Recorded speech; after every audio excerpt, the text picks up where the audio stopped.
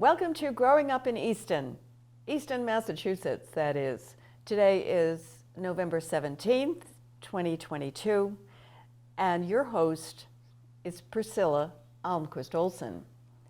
And it is such a pleasure, and I'm so proud to have my former English teacher, who's really a history teacher, join me today about her experience growing up in Easton. So welcome Hazel Varella, our town historian and our town treasure. Welcome. Thank you. Tell me, how was it that you arrived in Easton? When did you arrive in Easton? I arrived in Easton October 15th, 1945. We had been living on the North Shore, and the opportunity to get a different kind of position was something my father was interested in, and so Mrs. Frothingham interviewed him, and we came October 15th. One of the experiences one has if you arrive in school after the regular starting time in September, you get the seat at the back. And so for a period of time, I was in the back row because everybody was in the seats in front of me, which made it a very interesting kind of situation. However, I adjusted, and even though I was starting a quarter of the way through the school year, it worked out very well. And I obviously was in the Lincoln Street School. Mm-hmm. And we call that the yellow building now. The yellow building. Right. And so what grade did you first start in? I started in the 8th grade. 8th grade, okay. And in those days, the junior and senior high were in the Lincoln Street School. Well, now that was true for me too. And so I was in junior high. I was in 7th grade when Joe Giordano was a senior. And I think Dave Elson, Jim Elson too. So I knew, as you did, students who were 5 years older than us, than we. Get my English correct there. Anyway, so what was it like being in the Henry Hobson Richardson cottage on the Frothingham estate? What was that like? The Frothingham estate is in Unionville, and in that time period, Unionville was considered almost not part of Easton. Really? Seriously. Oh my. There was North Easton and there was South Easton. Those were the main parts. And Unionville, sometimes people thought we were supposed to be part of Stoughton, and that's why it was called a union kind of situation. Oh. Obviously, we were bused to school, but the interesting situation is that the most important social event in Unionville for teenagers was the Grange. And the Grange realized that part of their responsibility was to provide services for teenagers. For instance, once a month, there was a poker night, and they really stressed that teenagers should learn how to play dance, not cards. And so that was a special thing for us, that we knew that on a certain Thursday night there would be dancing, and it would be primarily for us, the teenagers. Also, we got involved in some of the roles or positions there. And one of the other things that the Grange did was to decide to visit other Granges, but not going and sitting and maybe saying a few words. We developed a circus act. And so we had a half-hour program where we would go in, and there would be trumpeters, there would be dances.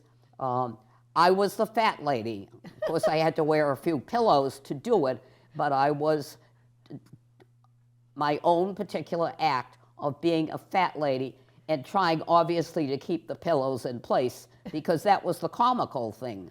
It wasn't just being a fat lady, it was somebody who's trying to be a fat lady. So we went to the Middleborough Grange, the Stoughton Grange, and so we got very much involved in the Grange activities, where that was the only thing that was there really for Unionville students. So there weren't that many activities at the school. Activities at the school, I didn't get too much involved, only because across the street from the school was a lady who needed someone to take care of her children after school. And so someone arranged that I be interviewed, and Mrs. Drake thought I would be a very competent person. And so I didn't get so much involved in after-school activities because I had a job. Right. And basically, what happened was that Mrs. Drake had a lot of compliments, so I was contacted. Do I know other people who were in my class who would like to have babysitting jobs and obviously get paid? And so I not only had that job, but I had 4 or 5 friends who also did babysitting that I had set up. How nice. Was that Mrs. Drake who taught me in 2nd grade? Yes. Yes, Yeah. and she had a son, Whitney. Whitney Drake. Yeah. Yes. And he was in my class. Whitney Drake, right. And then I know he moved. Right, he was one of the children. One of the children that you took care of. Yes. Oh, boy. What was it like being in a school where there were 5 different classes? A little bit louder. Oh, what was it like in a school where it was 7th grade to 12th grade?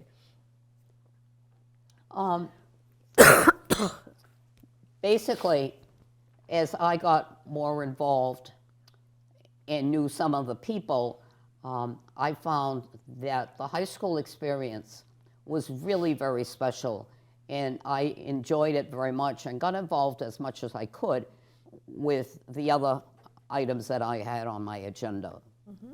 There came a time, Hazel, when you were thinking about higher education, and so what was your decision? Why, I always wanted to teach. This was something, my mother was a teacher when she was in Scotland, and I always had a lot of admiration for teachers. And so that was one of the things that I became very interested in. Also, as I moved from the 8th grade on, I became very much involved in some of the school activities, not athletics necessarily, but others. And the interesting thing was that in that time period, girls' homeroom was one room, and the boys were in a different homeroom. And so the junior year, we were in Miss Nickerson's, the girls, and I got voted president of the girls. And you have to realize that if you were a stranger in the 8th grade and they thought enough of you to be the president a few years later, that was an extraordinary compliment. Mm. And the interesting thing is that Mrs. Frothingham, my father's employee, and I just have a booklet, if I can hold it up. This is Wayside. This is what Mrs. Frothingham's house was. And she had it built actually before she even got married. And here, I can hold it. Very famous on the other side is basically her famous rose garden. And there were many, many tours of it, excuse me, that people came to see it. So, as you all know, Wayside became the town office.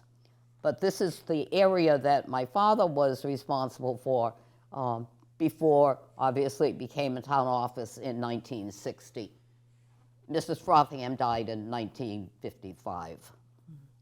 Okay, and the Rose Garden was just a magnificent place. I don't remember the Rose Garden, but I've seen beautiful photos of the Rose Garden. And your father, roses we know are very difficult to maintain and manage. So he must have had a loving green thumb because... It was quite an extraordinary garden. Yes. The well, which is right up here, you can actually still visit today if you want to. And it's interesting because one of the things that happened in soon after Mrs. Frothingham died was that one of the Ameses, who was 19 years of age, was going to be a debutante. And the debutante party was to be held here.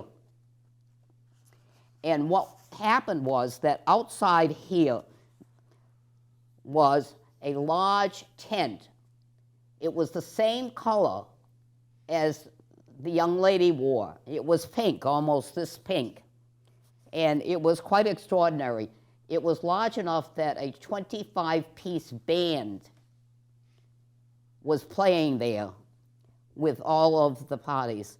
And my family, my brothers, I, and obviously my parents, helped at that particular occasion.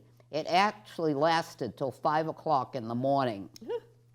My brothers, I had 3 brothers, they all helped with, obviously, the parking of the cars and people finding their cars afterwards. But it was held here at Wayside. And it's 5 years after Mrs. Frothingham dies that it becomes the town office. It was given to the town with 8.6 acres of land. So if you're wondering why we have that extra land around the town office, is so that we didn't have crowded buildings adjacent. Right, right. And also, it's right across the street from Oliver Ames and Esther Ames' estate, Langwater. Yes. And they, if one looks at the estates, the Ames estates, they try to make them almost adjacent to one another so that they could walk to their families' homes. And I remember when I think it was Mrs. Parker who, or was it Elizabeth Ames? No, it was Mrs. Parker who gave the, who was there at the presentation of Wayside as the town offices in 1960. And at that time, my father was chairman of the Board of Selectmen, and I asked you once because I was always told that it was my father who actually got the Ameses to agree to donate it. And I believe you affirmed Yes, your that. father was one of the selectmen, and that was very important. And it was Mrs. Ames of Langwater, Mrs. Oliver Ames of Langwater, who arranged the transfer. But I think we were very fortunate to get it at that particular time. Yeah. And so my dad was really instrumental in the acquisition. Right. And his, the photos are still in the second floor of the town offices. You can see my dad is a quite young man, and Mrs. Parker. Yes, there was a real move that there should be a picture of your father there, because he was the key select person who facilitated this. Yeah, I know. And I'm so proud of that. And he was really respected by the Ames family.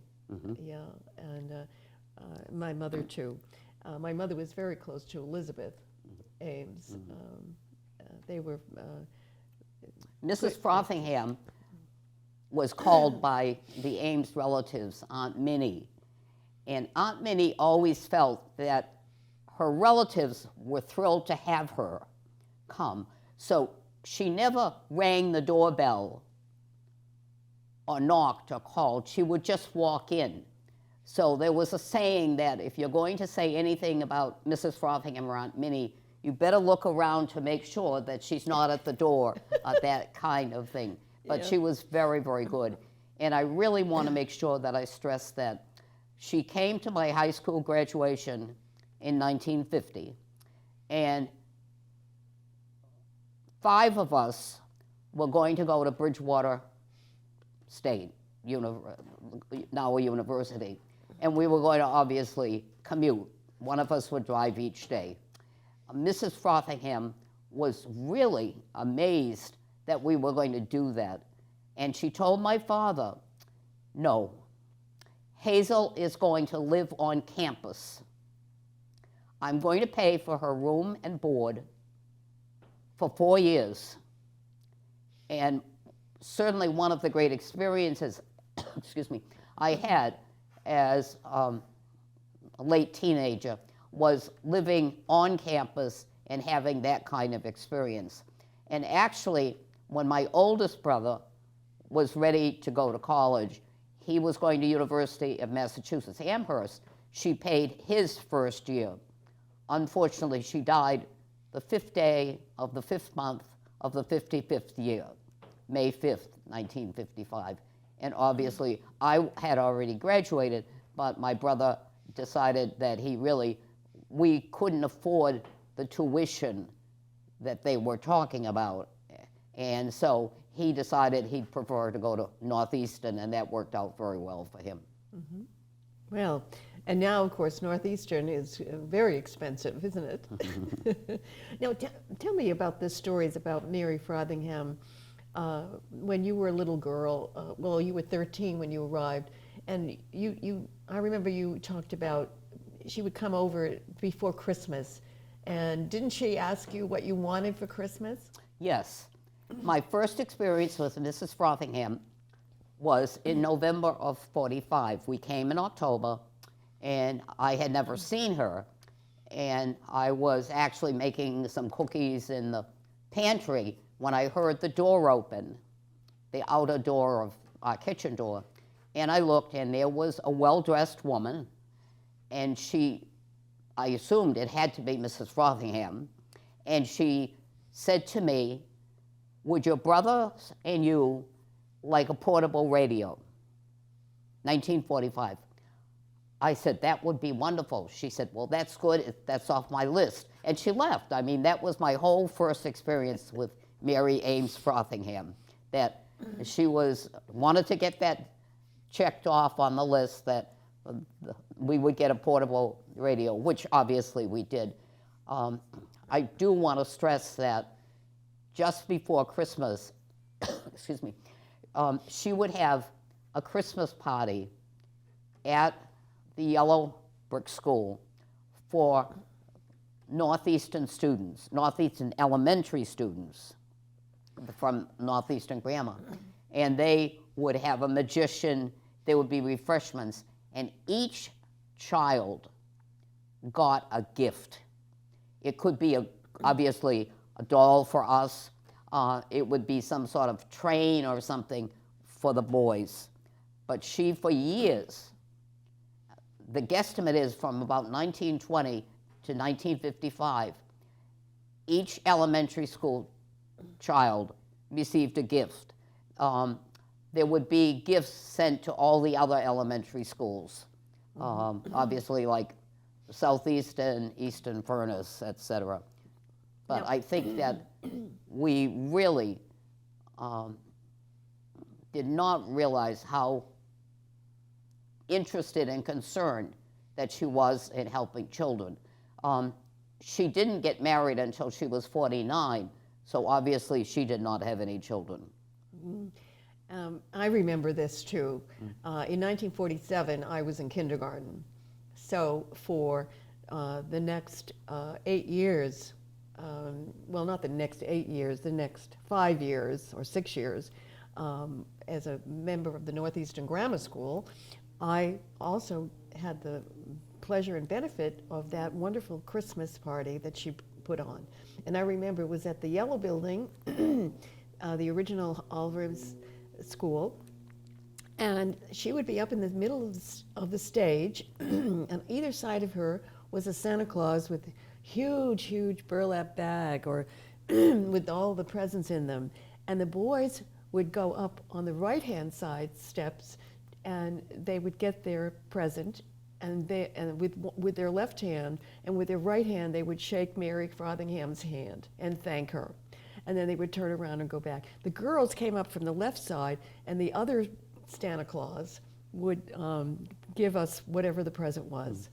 And I remember that my mother got this doll, and her mother was invited to a relative for Christmas Eve. And my mother's father died when my mother's father, yes, died when she was 6. And so they were struggling. They had very little money, and certainly didn't have money for a gift for the child of this relative, and who happened to be my mother's cousin. And so my grandmother asked my mother to give her the doll that Mrs. Frothingham had given her. And it was my mother's only doll. But you know, as immigrants, they understood what it meant to be poor and yet generous. And so my mother gave it up willingly. And I just think that's such an extraordinary story. But thank goodness that Mrs. Frothingham gave my mother that doll at that Christmas party. So I know that Mrs. Frothingham was very instrumental in your life.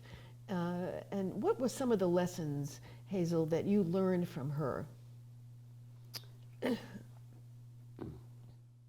I think one of the things I learned was the sense of giving to others. Obviously, in August, all of those gifts were bought for the school people, and my parents and obviously other adults wrapped them. And just to see the number of purchases that Mrs. Frothingham made was so extraordinary. Obviously, playing for my whole Bridgewater experience is something that really is one of the highlights, of my life, of being on campus so you could get involved in other activities. And obviously, you could take time to go to the library when there were special assignments, which, if you're commuting, is much more difficult. There was there probably still is, a commuter's lounge, and that's where almost anybody who was commuting sort of stayed, where if you were on campus, you would get more willing opportunities to go to the library, to go to the gym, to do other kinds of things. So, I can never express my gratitude. Right, her generosity made that possible for you. And so there was a big impact on your life from 8th grade through to college by the Ames family. But they also appreciated your father's contribution to their lives also.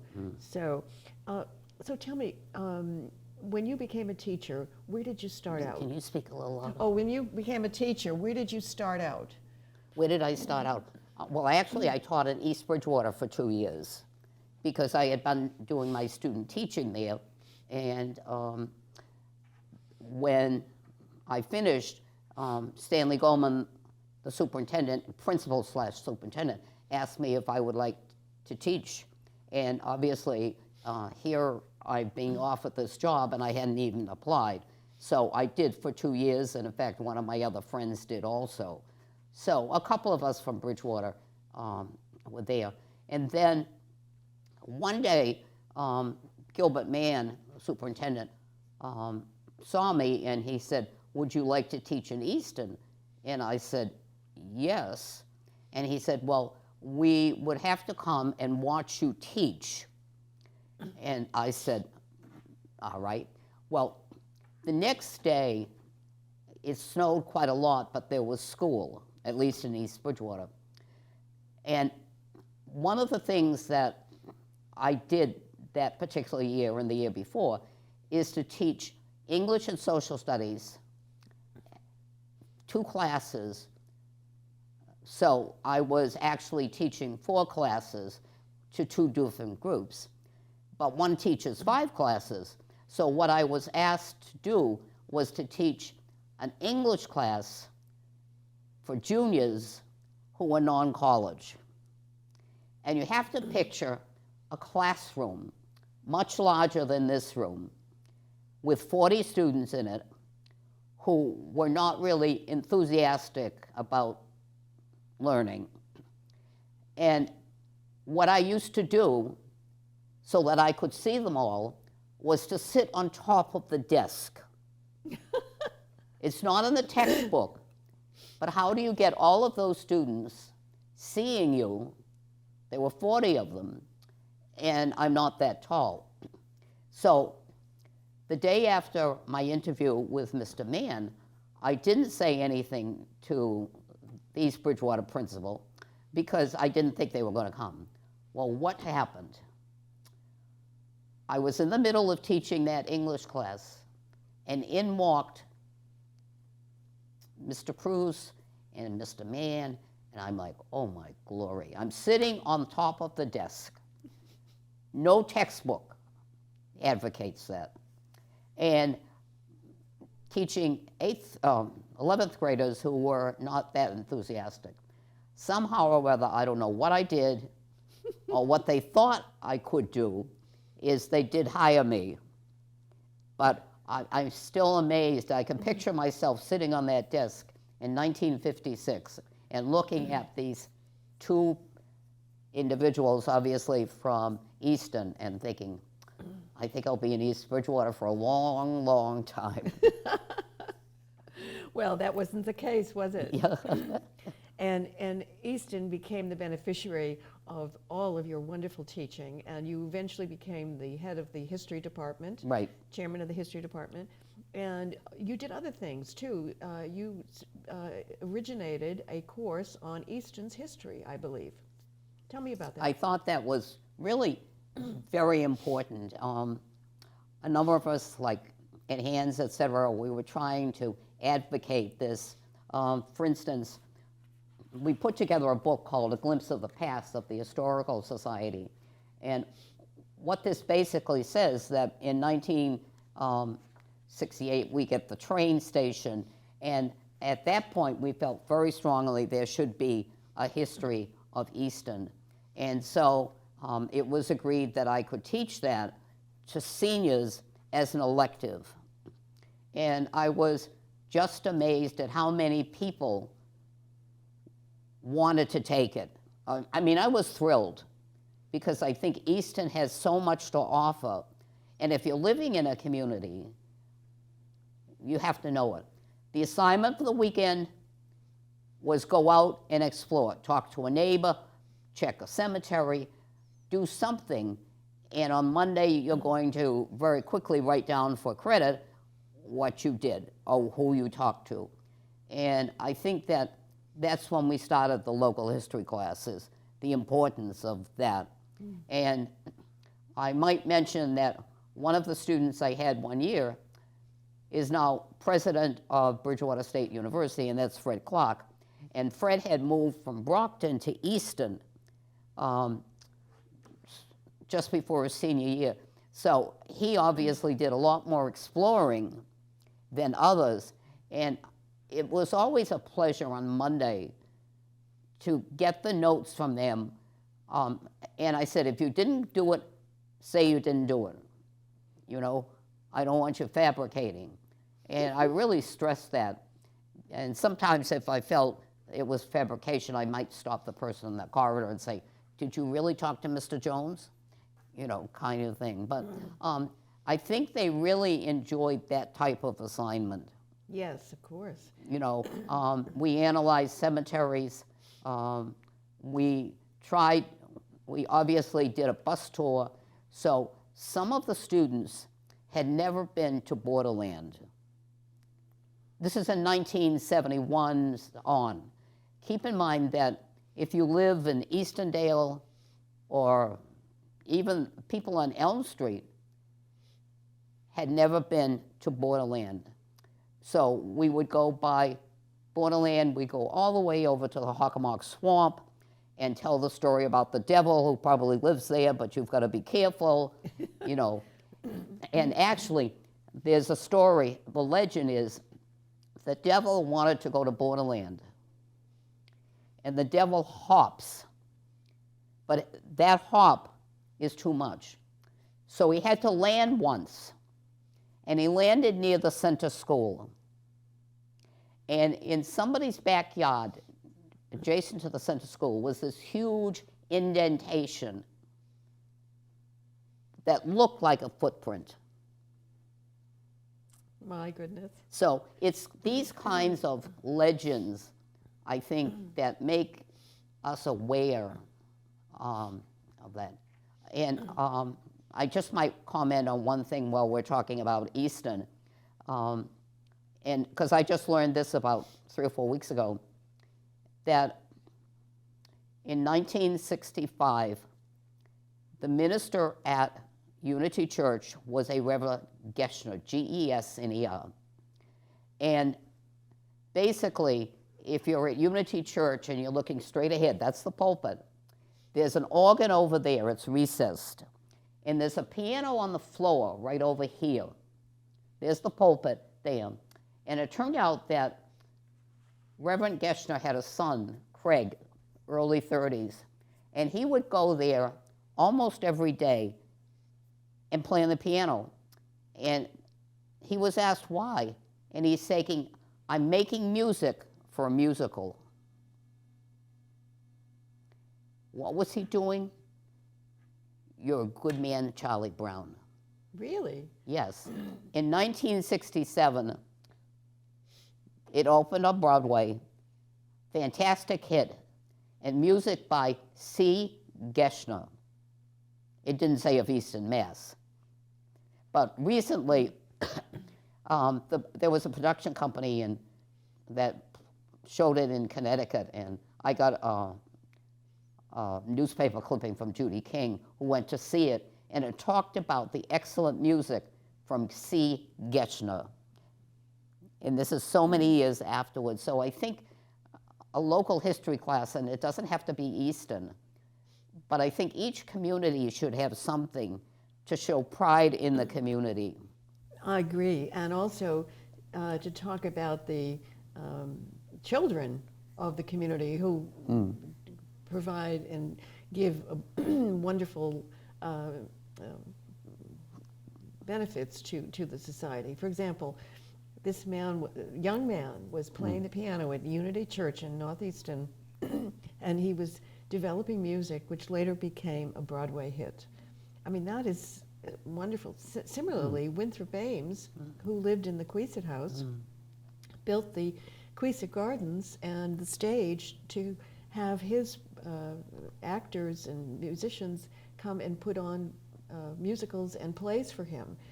I believe he produced over 200 Broadway plays and musicals, Winthrop Ames.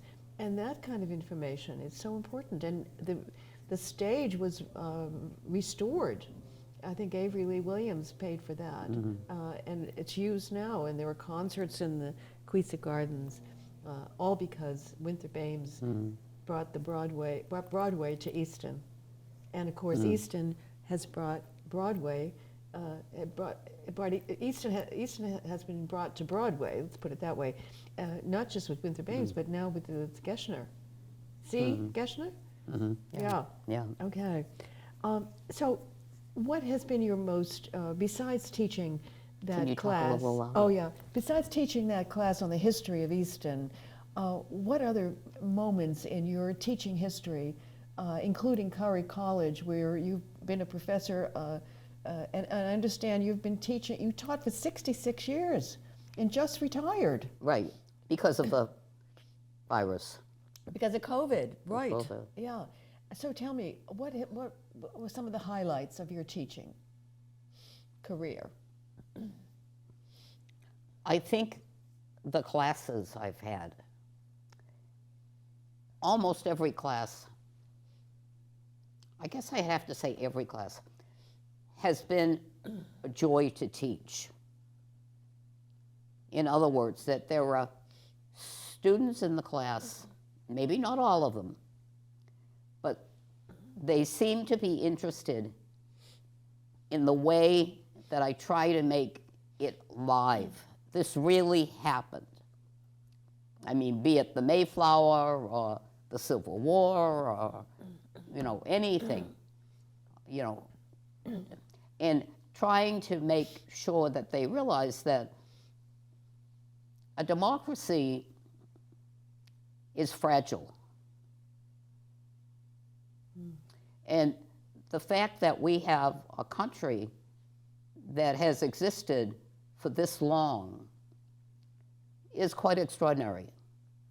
I try to make sure that all the major leaders, presidents and others, receive credit, because in many cases they were very difficult decisions to make. And you know, one of those was from Massachusetts President John F. Kennedy, who often said that democracy requires constant vigilance. Right. I think that's a quote, if I'm not mistaken. And look at the Cuban crisis. That was a crisis. We didn't know if yeah, that was really frightening, the Cuban Missile Crisis. Right. Kind of situation. And I can remember role-playing that with a group of students I had, you know, after it happened, and talking about what would be the alternatives kind of thing. And it really was something that we just mentioned today, but it was really frightening at the time of what would happen.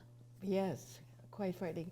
And so it was Kennedy's perseverance and his strength, I think, vis-a-vis Khrushchev, who backed down, that made the day and saved our democracy. Yeah, saved the country.